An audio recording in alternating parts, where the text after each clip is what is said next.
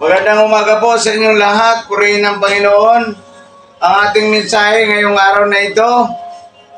The message of the day this morning ay nagmumula po sa Job chapter 1 verse 1. May isang lalaki, Job ang pangalan, at nakatira sa lupay ng Uz. Mabuti siyang tao, may malinis siyang pamumuhay, may takot sa Diyos at hindi gumagawa ng masama.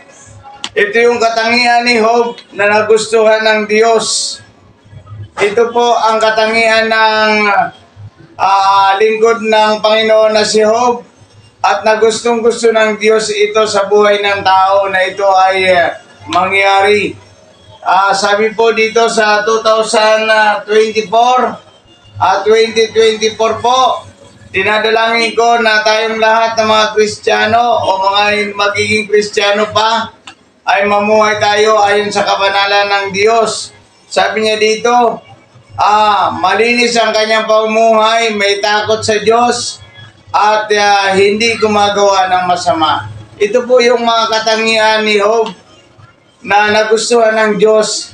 Kaya sa atin na mga Kristiyano, at hinahamon ko po kayong lahat, sa lahat ng tao, hinahamon ko po kayo na tayo ay mamuhay na mayroong malinis na pamumuhay, mabuting tao, may takot sa Diyos, at hindi gumagawa ng masama. Alam niyo po, sa totoo lang, ito yung gustong-gusto ng Diyos sa ating buhay, na tayo po ay mamuhay na mayroong malinis na pamumuhay, may takot sa Diyos, at hindi gumagawa ng masama. Ito po yung gustong-gusto ng Diyos. Kaya nga, si Job ay pinagmalaki siya ng Panginoon.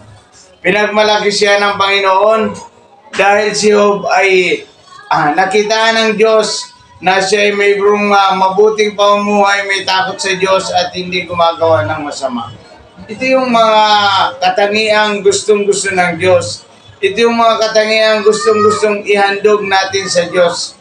Sa ngayong taong ito, napapasok, ngayong taong 2024, naway dalangin ko na mayroon tayong dapat 4 na katangian, mabuting tao.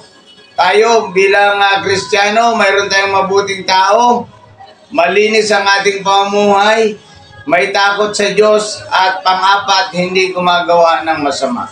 Ito yung mga katangiang gustong-gusto ng Diyos. Ito yung ihandog natin sa ating Panginoon bilang handog na buhay.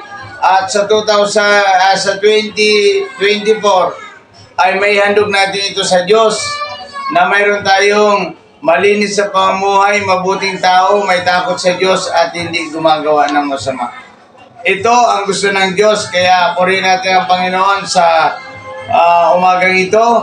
Naway makita natin lahat na itong pamumuhay na ito, kapag tayo namuhay na may takot sa Diyos, malinis ang ating pamumuhay, hindi gumagawa ng masama, ay iyan ang kinalulugdan ng ating Diyos. Purihin natin ang Panginoong Jesucristo ngayong 2024. Magsama-sama tayo na pinupuri ang Panginoong Jesucristo. Salamat po sa inyong lahat. God bless po sa inyo.